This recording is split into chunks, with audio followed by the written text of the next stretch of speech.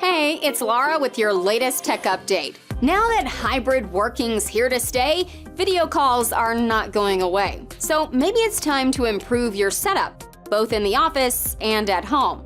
Don't worry, you don't need to spend thousands or have lots of new equipment. Here are 3 easy upgrades to improve your video call setup. First, start with a better webcam. The camera in your laptop's okay, but a separate camera should make you look better. Picture quality is about the number of pixels. The more, the better. Go for Full HD, which is 1080p, or better still, a 4K camera. Next, think about your sound.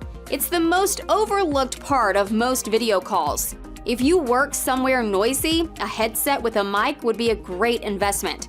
For a quiet home office, get yourself a decent USB desk microphone. Finally, think about your lighting. Natural light is best if you can face a window. If not, consider buying a ring light so your face is always well lit, or even 2 LED lights to brighten the whole scene. Oh, and if you don't want too many new accessories, you can get a webcam with a built-in microphone and light. Everything in one gadget. That's your tech update. More next week.